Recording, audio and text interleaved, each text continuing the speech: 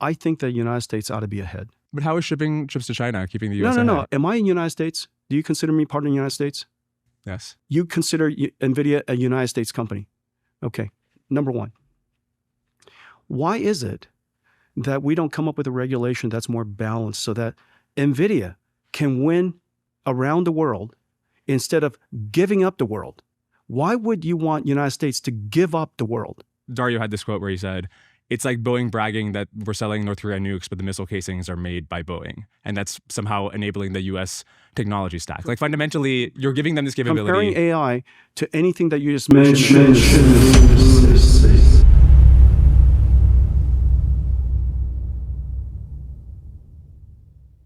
But AI is similar to enriched uranium, right? And then it can have positive uses, it can have negative uses. We still don't want to send enriched uranium to other countries. Who's sending enriched? The analogy here is enriched uranium is because it's a lousy analogy. It's an illogical analogy.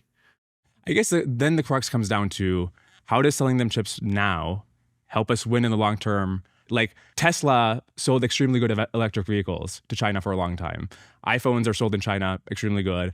They didn't cost them lock-in. China will still make their version of EVs and they're dominating, or smartphones are dominating. The premise that even if we competed in China, that we're going to lose that market anyways. You're not talking to somebody who woke up a loser. And that loser attitude, that loser premise makes no sense to me. We're not a car. We are not a car. The fact that I can buy a car, this car brand one day and use another car brand another day, easy. Computing is not like that. There's a reason why the x86 still exists. There's a reason why ARM is so sticky. Conceding a marketplace based on the premise you described, I simply can't acknowledge that. It makes no sense because I don't think the United States is a loser. Our industry is not a loser. And that losing proposition, that losing mindset makes no sense to me. All right, let's get it. So look, the United States banned NVIDIA's best AI chips to China back in 2022.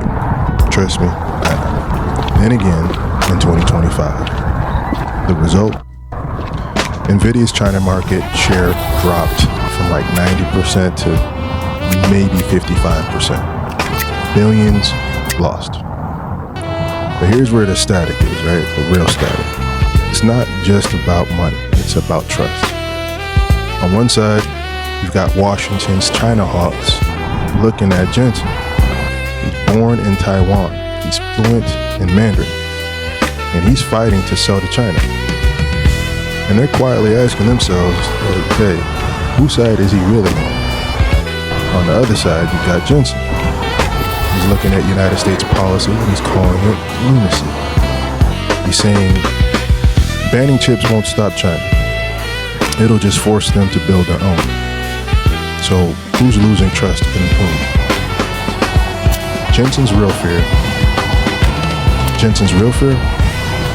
If China builds its own chips because the United States won't sell, the world splits into two AI ecosystems, one running on US chips, the other running on Chinese chips. The open source one might run on Chinese tech, not American.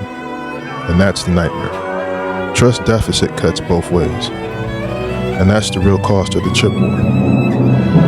Okay, I'll move on. I just want to make sure you don't have to move on. I'm enjoying it. Okay, great. Yeah.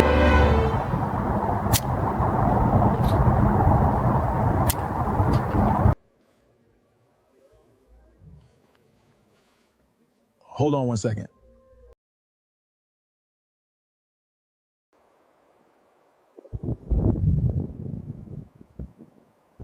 Hey y'all. Everybody.